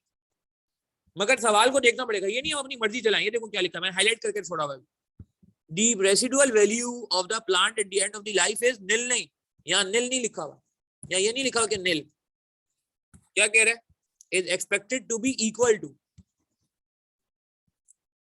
समझ आई बात? किसके इक्वल है? Carrying value. तो ये नहीं है कि अगर मैंने यहाँ पे बोलो क्राइम हो जाएगा, तो ऐसी इतनी चीज रह जाएगी। प्रोसीड 0 नहीं है, प्रोसीड को कह रहे हैं बराबर। जब भी हमारी आसानी ये हो गई, हमारी किस्मत अच्छी थी कि फिर क्या हो गया, टाइम बच गया, गेन लॉस। बात समझ आ रही? क्लियर है? ओके, चलो बेस्ट होगी। अच्छा चले जी, अब जरा रेंटल इनकम में बात करते हैं। भाई बात ये है कि रेंटल इनकम कितनी है, rental income could have been, please सुनिएगा, ये इंपॉर्टेंट पॉइंट है, इसको दो और से देखेंगे। Rental income could have been समझते हैं कितनी रेंटल इनकम मैं कमा सकता था?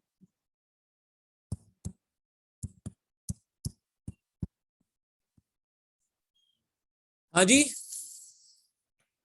कुड हैव बीन, इनकम कितनी हो सकती थी?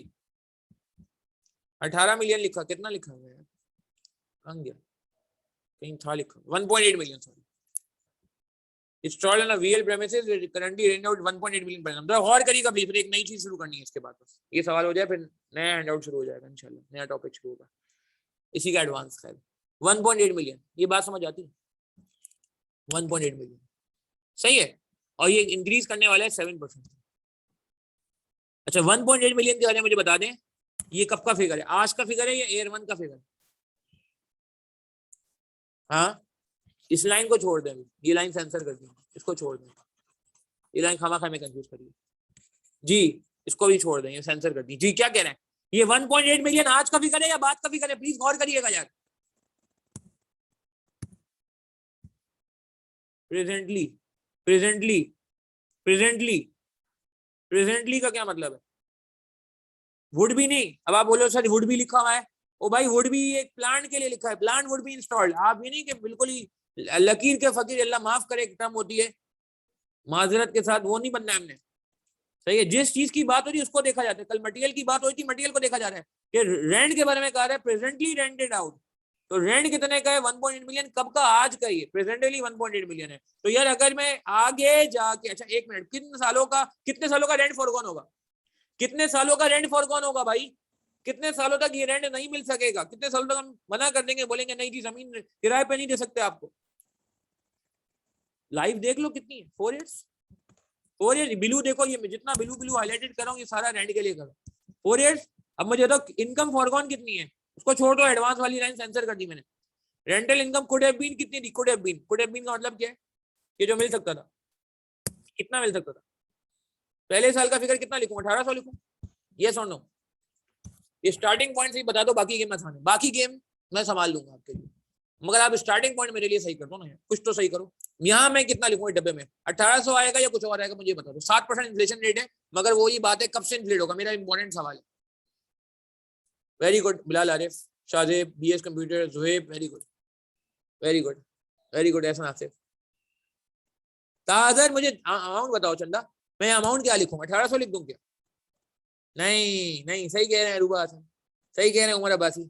ओ भाई 1800 तो आज का फिगर है यार। कुड हैव बीन का मतलब है कि जब मैं ईयर 1 का पीएनएल बनाता, इनकम इनकम इनकम इनकम उस वक्त की इनकम कितनी होती है? 1800 इंटू 1.07, 1926, 1926, 1926 इंटू 1.07। देखो स्टार्टर अच्छा कर लो, बाकी गेम मेरे हाथ, बाकी इंशाल्लाह आपको बता देंगे। Very good, 1926 is the right answer.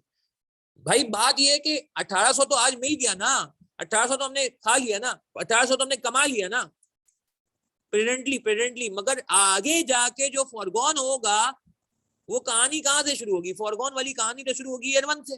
तो उस वक्त तक तो रेंट 1926 हो जाना चाहिए था 7% बढ़ने के बाद। चले जी 2061, ठीक है। और मेरा कैलकुलेटर क्या कह रहा है मुझसे? 1.07, 2205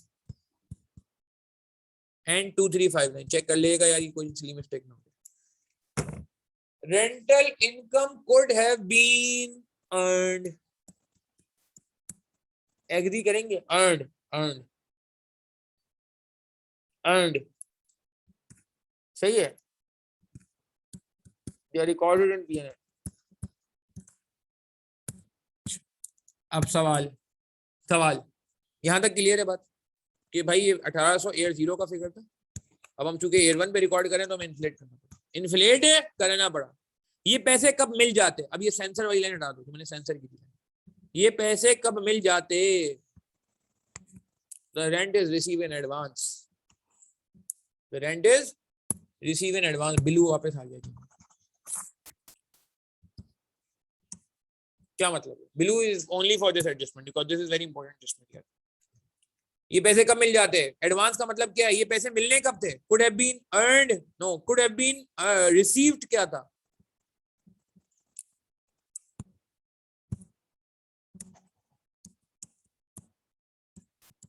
could have been received.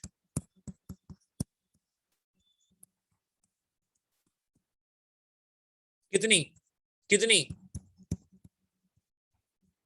Received? Received, agree करेंगे। मैं ये क्यों कैश फ्लो की बातें कर रहा हूँ, क्योंकि एनपीवी कैश फ्लो पे होती है, ये बात तो पता है ना। जो नेट प्रेजेंट वैल्यू कैलकुलेट होती है वो एनपीवी कैलकुलेट ही उस पे होती है, किस पे, कैश फ्लो पे। तो rental income could have been received as 1926, 2061, 2205 and 2359 representing all 4 years, but from year 0 to 3 because of advance nature, because of advance nature। क्या मैं कह सकता हूँ, rental income could have been received, now foregone, could have been received and foregone, agree करेंगे। अब भाई बात समझ आ रही है, foregone हो गया, मिस हो गया, गायब हो गया, छोड़ना पड़ा, सेक्रीफाइस करना पड़ा, ठीक है। हाँ हाँ बिलाल, अरे तुम समझदार हो गए माशाल्लाह यार। वैसे अभी नियत मेरी टैक्स की नहीं है, अभी फिर नियत कुछ और है, वो मैं वर्किंग करा दूंगा उसके ना, उसकी वर्किंग के लिए मैं बात करता हूँ, वो बिल्कुल उससे बात करेंगे। मैं पॉइंट वैलिड है आपका। तो मेरी बात समझ आ रही है, तो क्या अब मैं यहाँ प्लस रहने दूं या माइनस कर दूं, एक सवाल है मेरा, ये प्लस कर दूं या माइनस करूं। Could have been received and foregone, and could have been received but now foregone, but foregone, English का एरर लग रहा था। Could have been received but foregone, क्या मैं माइनस कर दूं। ये पैसे मिल सकते थे नहीं मिले, ये पैसे मिल सकते थे नहीं मिले, ये पैसे मिल सकते थे नहीं मिले, आउटफ्लो, आउटफ्लो कितना, 1926, 2061 0205 2359।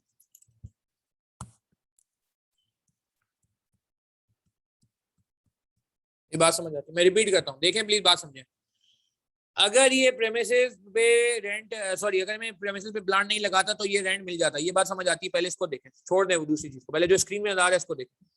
ये बात समझ आती है कि इतना रेंटल इनकम कमाई जा सकती थी, इतना रेंट मिल सकता था। 1800 नहीं यार, 1800 गलत हो जाएगा, 1800 मिल गया, खा गया आप, वो तो यूज हो गया, कंज्यूम हो गया, ठीक है, रिसीव्ड हो चुका है। जो रिसीव होना था वो कितना है, ईयर 1 का इतना रिसीव होना है, 2 का इतना होना है, 3 का इतना होना है, 4 का इतना होना है, अगर जिंदगी उसी तरह चलती रहे जो पुराना एग्रीमेंट चल रहा था। अगर हम प्रेमिसेस पे प्लांट ना इंस्टॉल करें, और ये मिल कब जाता, मिल कब जाता है, एडवांस में मिल जाता, मिल कब जाता है, एडवांस में मिल जाता, एडवांस में मिल जाता, एडवांस में मिल जाता। ये बात समझ आ रही, एडवांस में मिल जाता, ठीक हो गई बात। तो अब ये फॉरगॉन हो गया, तुमने माइनस कर दिया, ठीक है। अब आप मुझे बताएं finally finally finally finally finally finally ये टैक्स की वर्किंग, अच्छा टैक्स की वर्किंग में कोई फर्क आएगा। फिर मैं एक छोटी सी बात और करूंगा ये सवाल एंड करने से पहले जी, टैक्स की वर्किंग पे कोई फर्क आएगा। नहीं जुएब, ये पॉइंट में डिस्कस करता हूँ, ये तुमने बहुत अच्छा पॉइंट रेज किया, मैं इस पर बात करूंगा। हाँ जवाब दें, क्या टैक्स की वर्किंग में कोई चेंज आएगा, या टैक्स की वर्किंग शरीफाना तरीके से हो जाएगी। 3439 आ रही है, कैलकुलेटर यूज करो प्लीज, चेक करो कितना आ रहा है, 9210 आ रही है। क्या टैक्स की वर्किंग स्ट्रेट हो जाएगी, क्या टैक्स की वर्किंग बगैर किसी हिंड्रेंस के हो जाएगी। 22050 माइनस 2359, ये बस इसी पे टैक्स लगा दूं जो मैं वर्किंग कर रहा हूँ आपके सामने। 12 22050 2359 7031, 12,660 आ रहा है भाई, और 22692 माइनस 5273। जी बताएं प्लीज, 17419 सही है टैक्स वाले। अरे यार मसला ये है कि भाई अगेन अगेन अगेन, अच्छा देखें, अब दो बातें सुनी, दो बातें सुन लें। सही कह रहे हैं मदर लतीफ आप, और बिलाल आरिफ आप भी सही कह रहे हैं। अच्छा दो बातें सुनिए, पहले तो मुझे एक बात बताएं, पहले मैं चले इस बात पे बात कर लेता हूँ। अब मैं बताता हूँ दोनों चीजें बात करता हूँ। पहले तो मुझे एक बात बताएं, एक क्वेश्चन आता है स्टूडेंट की तरफ से, जो शायद अभी सवाल भी आया है, ये जुहेब का सवाल है, सुनिएगा। नहीं शराद बात करते हैं, शराद पहले तो मुझे ये बात बताएं कि स्टूडेंट ये सवाल करते हैं कि सर ये आपने क्या किया, एयर 0 पे इन्फ्लेटेड अमाउंट ले लिया। पहले मुझे इस पे क्लियरेंस दें, फिर मैं टैक्स से बात करता हूँ बारी बारी। स्टूडेंट्स का कुछ शिकवा होता है, शिकवा कि सर ये क्या किया आपने, ये इन्फ्लेटेड फिगर क्यों आ गई, इसका क्या जवाब देंगे आप। ईयर 0 पे तो इन्फ्लेशन नहीं होता, ईयर 1 पे होता है। इसका पहले कोई जवाब दे पहले, क्योंकि ये सवाल अभी नहीं तो बाद में कभी ना कभी शायद आपके दिन में भी आ जाए। हालांकि इसका जवाब मौजूद है स्क्रीन पे, आपके रजिस्टर में मौजूद है, अगर आपने नोट कर लिया। बिलाल ने बहुत प्यारी बात की, वेरी गुड, यही सुनना चाह रहा था जी। इसका जवाब क्या है कि कोई स्टूडेंट बोले sir why you have used this inflated figure in year 0, year 0 पे तो इन्फ्लेशन होता ही नहीं है। यस, ये रेंट असली में कौन से साल को रिप्रेजेंट कर रहा है, इससे टैक्स की बात भी क्लियर हो जाएगी इंशाल्लाह। ये फिगर आपके कौन से साल को रिप्रेजेंट कर रहा है, रिप्रेजेंट मैं ये नहीं कह रहा रिसीव ईयर 0 में हो रहा है, मगर ये कब का रेंट है, ये ईयर 0 का रेंट नहीं है भैया। ईयर 0 का रेंट तो 1800 था जो हम कंज्यूम कर चुके हैं। ये असल में जो रेंट है वो ईयर 1 का है, मगर एडवांस होने की वजह से बेचारा उठ के ईयर 0 पे आ। असल फिगर ये नहीं थी, असल गेम तो ये थी, असल फिगर्स तो ये थी। this was the ultimate reality representing every year, ठीक है ना, ईयर 1 2 3 4 ये असल फिगर थी। मगर मसला सिर्फ एडवांस की वजह से ऐसा हो गया कि ये ईयर 1 की जगह 0 पे आ गया, ये 2 की जगह 1 पे आ गया, 3 की जगह 2 पे आ गया, और ये 4 की जगह 3 पे आ गया। This is all thanks to advance. तो मैं वापस ये कहूंगा कि इसका जो जवाब दे दूं, क्या नाम है, ये सवाल किसका आया था अभी, और मैं समझ रहा था आना भी चाहिए, जुएब आपका सवाल आया, ठीक है जी, बिल्कुल एडवांस में रिसीव हो गया ऐसा नासिब, परफेक्ट। जुएब बात समझ आई, वेरी गुड, ऐसा नाइस कमेंट, बिल्कुल सही कहा। पिछले साल का एडवांस रेंट है, बिल्कुल सही है, अगले साल का एडवांस रेंट है ना चंदा, पिछला साल तो गुजर चुका ना, अगले साल का। ठीक है, ये बहुत अच्छा सवाल है, क्योंकि इस पे लोग फंसते हैं कि इसका जवाब ये है कि यस ईयर 0 में इन्फ्लेशन नहीं आनी चाहिए, मगर मजबूरी है कि ये असल में फिगर ईयर 0 का है ही नहीं, ये तो असल में ईयर 1 का है। ये फिगर ईयर 2 का, ईयर 1 का है ही नहीं, ये असल में ईयर 2 का है। ये फिगर ईयर 2 का है ही नहीं, ये ईयर 3 का है। अच्छा, अब सवाल क्या इसकी लिए टैक्स पे चेंज आना चाहिए? अब सुने, अगर इनकम होती, सुने मेरा डायलॉग बड़ा इंपॉर्टेंट है, लास्ट बात करेंगे फिर ये सवाल एंड हो जाएगा, फिर हम नया टॉपिक शुरू करने जा रहे हैं इन्वेस्टमेंट मैनेजमेंट जी। अगर ये इनकम अर्न होती तो क्या टैक्स लगता, यस और नो? अगर ये इनकम होती तो क्या टैक्स लगता, यस और नो?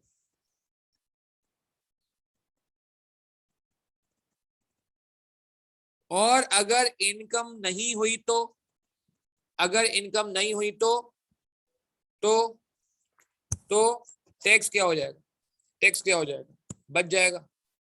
इनकम होती तो टैक्स लगता, और इनकम नहीं होगी तो टैक्स बच जाएगा। एक छोटी सी इलस्ट्रेशन बता समझाने के लिए, छोटी सी इलस्ट्रेशन समझाने के लिए छोटी सी इलस्ट्रेशन, देन आई थिंक फिर आप इसको पाए तकमील तक ले जा सकते हो मेरे ख्याल से। एक ऐसी समझाने के लिए, ईयर 0 ये 2020 का मैं रिटर्न बना रहा हूँ, 2020 का डेटा बना रहा हूँ, ऐसे ही समझाने के लिए, ठीक है। प्रॉफिट है 1000, अदर इनकम है 1000, सुनिएगा प्लीज, टैक्स इनकम फॉरगॉन नहीं, tax expense saved, tax expense save कहेंगे। अच्छा, मैं वही चीज समझाने के लिए बता रहा हूँ। प्रॉफिट कितना आ गया, टैक्स रेट है 25%, 25% टैक्स रेट है, 30% कर लेते हैं, चलो 30% टैक्स रेट है, प्लीज सुनिएगा, कितना टैक्स आ गया, 600 आ गया, प्रॉफिट टैक्स आ गया 1400। अगले साल इनकम चली गई, रेंटल इनकम चली गई, सुनिएगा, अगले साल प्रॉफिट वही 1000 है, रेंटल इनकम चली गई, क्या टैक्स वही आएगा या कम आएगा? सवाल है, टैक्स कम आएगा या वही आएगा? टैक्स जवाब दें भाई। टैक्स अब ये मेरे ख्याल से 300 आएगा, ऐसी समझाने के लिए बता रहा हूँ, ये ऐसी एग्जांपल है, इसका सवाल से कोई ताल्लुक नहीं, ये ऐसी समझाने के लिए। तो मुझे बताएं कि कि रेंटल इनकम फॉरगॉन कितनी होगी, रेंटल इनकम फॉरगॉन कितनी हुई है, फॉरगॉन 1000 हुई है, 1000 हुई है, प्लीज फॉलो करिएगा, लास्ट बात है। रेंटल इनकम फॉरगॉन 1000 हुई है, मगर प्रॉफिट में फर्क कितना पड़ा, अल्टीमेटली फुटर में कितना फर्क पड़ा, अल्टीमेटली फर्क कितना आ रहा है, अल्टीमेटली चेंज कितना आ रहा है, क्यों रेंटल इनकम फॉरगॉन हो गई है, मगर टैक्स सेव हो गया। तो नेट इफेक्ट कितना आया, एग्री करेंगे भाई? देखो ना, एक बंदा आया आपके पास, एक बंदा आपके पास आया, वो दोस्त है आपका ना, बड़ा अमीर दोस्त है, बहुत अमीर दोस्त।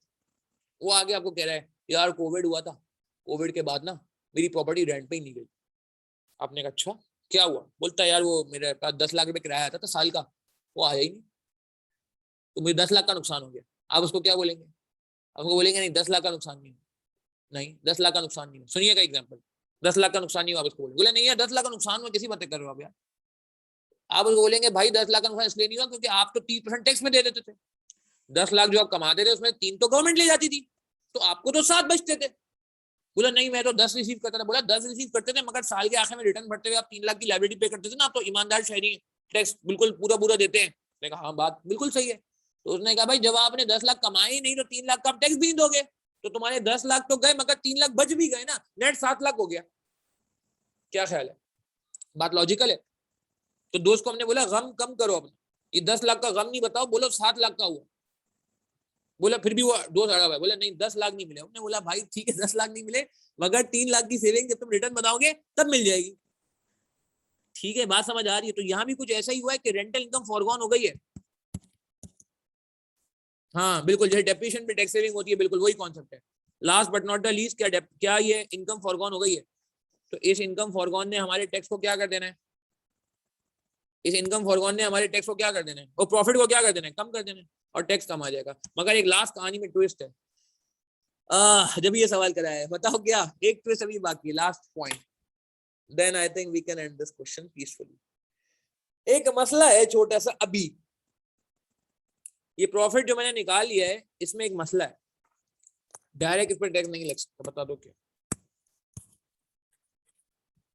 नहीं तो क्या वो वही मसला है कि ये इनकम आ रही है इसमें, ऐसे नहीं इनकम आ रही है वो मसला नहीं हो, तो मैंने बता दिया इनकम की वजह से तो एडजस्टमेंट होगी ना।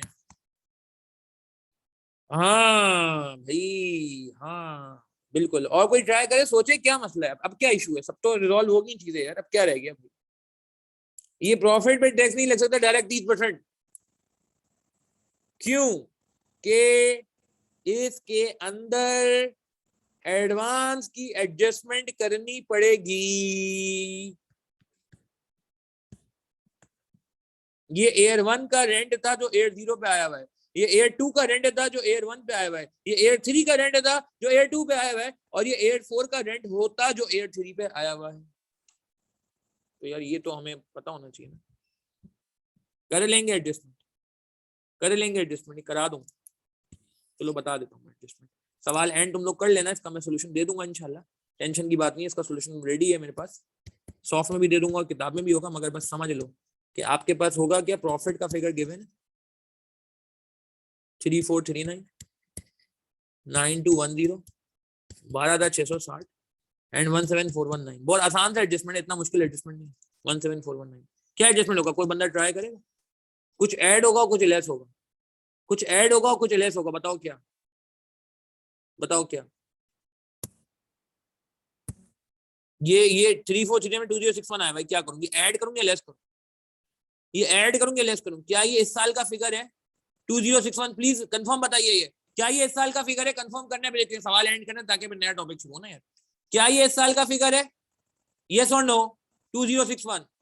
नहीं नहीं, ये कब का फिगर है? एयर 2 का, एयर 2 का। एग्री करेंगे भैया?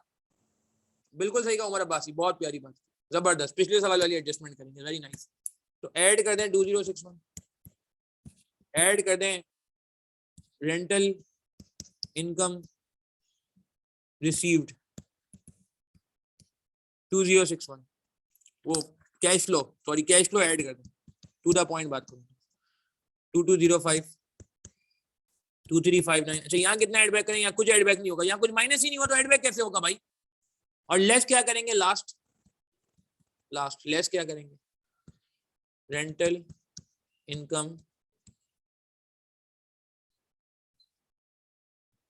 एक्रूअल बेसिस, एक्रूअल बेसिस जी। कितना लेस करेंगे? यही 2061 कर देनी, तो वही आ जाएगा आंसर। 1926 ईयर 1 का फिगर था, 1926 2061 2205 2359।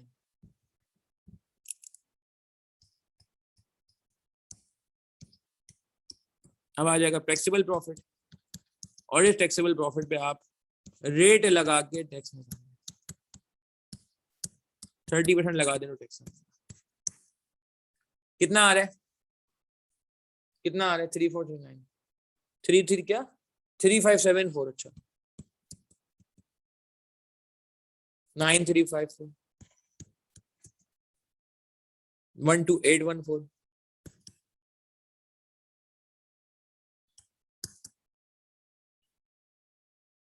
1505, टैक्स लगा लें 1072, 2806, 3844 एंड 451।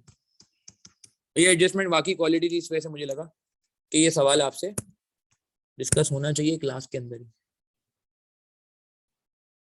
नहीं 80 तो इसलिए नहीं क्योंकि 80 तो है ही नहीं ना, क्या ख्याल है? 80 में तो रिटर्न बनता ही नहीं है। रिटर्न बनता ही कब है? प्रोडक्ट भी नया है, कहीं सवाल के शुरू में हमने पढ़ा था, इसकी जिंदगी का रिटर्न ही कब बनेगा? सही है ना? 80 पे तो रेंट का सॉरी टैक्स का कोई हिसाब किताब ही नहीं होगा, क्योंकि रिटर्न बनता है साल खत्म होने के बाद। चलें जी, नोट कर लें प्लीज, नोट कर लें। रेंटल इनकम वाकई तगड़ी थी इसकी, और रेंटल इनकम में काफी मेहनत करवा दी हमारी, मगर खैर है वो बात नहीं। ठीक है जी, बात समझ आ गई आपको? नोट करेंगे प्लीज। 61926, 61926। चलें इसको नेट करें, देखें एनपीवी क्या आ रही है। नोट करेंगे शाबाश, इसको रिकॉर्डिंग मैं पॉज कर देता हूँ, जल्दी नोट कर लें, जल्दी से प्लीज नोट करें। कोई सवाल है पूछ सकते हैं, पूछे। चले नोट कर, नोट कर, चले फाइनल करें प्लीज इसको। सेविंग इफेक्ट आ गया ना वलीद? वलीद देखो खुद ब खुद ये देखो ये माइनस में आ रही है फिगर। रेंटल इनकम ने ये माइनस में लिखा हुआ है, देखो माइनस है, इसने हमारे प्रॉफिट को कम किया हुआ है, तो टैक्स कम आएगा, सेविंग इनकॉर्पोरेट हो गई। वलीद क्या ख्याल है? सही है ना? देखो ये माइनस में आने की वजह से प्रॉफिट ऑटोमेटिकली कमाया। वो अलग बात है कि उसमें प्लस माइनस हमने बाद में कर लिया हल्का फुल्का, मगर प्रिंसिपली आप देखो पहले ही बड़ा फिगर चंक माइनस हो चुका है, एक बड़ा चंक यहाँ पे माइनस हो चुका है, तो इसने प्रॉफिट कम किया, यानी कि टैक्स भी कम हो जाएगा, और वो थोड़ा बहुत जो एडजस्टमेंट था हल्का फुल्का वो हमने यहाँ साइड में कर लिया। क्लियर है? एनपीवी नेगेटिव आ रही है जी, प्रोजेक्ट जो है बड़ी मेहनत कराई इन्होंने, मगर फ्रूटफुल नहीं आ रहा। डन है, ओके फाइन, लॉक कर दिया जाए। चलिए नोट करें, फिर हम दूसरा हैंडआउट शुरू करते हैं। मैं दूसरा हैंडआउट आपसे शेयर भी करता हूँ व्हाट्सएप ग्रुप्स में, जल्दी नोट कर लें इसको प्लीज। चलें अल्हम्दुलिल्लाह, इसी बात पे हमारा ये एंड हुआ सेशन, ये वाला सेशन नहीं सॉरी ये एरिया, एंड ये BRT एंड ईयर, ये आप सवाल खुद से करें, कोई भी कंफ्यूजन हो आप मुझे व्हाट्सएप कर सकते हैं। ठीक है, हम नया एरिया शुरू करने जा रहे हैं अल्हम्दुलिल्लाह, process costing investment avail advance का। ठीक है, ठीक है जी, चलें हम अभी नया एरिया शुरू कर लेते हैं। ठीक है, और बाकी यार ये देखें इंपॉर्टेंट एरिया था, आपने देखा सारे सवाल बड़े क्वालिटी थे, तो हमें उनको जो है वो एक अच्छे लेवल पे ही रिवाइज करना ज़रूरी था। और फिर अब हम इंशाल्लाह BFD के सवालों पे जाएंगे, तो मुझे उम्मीद है कि जिसे कहते हैं कि हमें ज़्यादा परेशानी नहीं होगी। ठीक है जी, चलें शुरू करते हैं।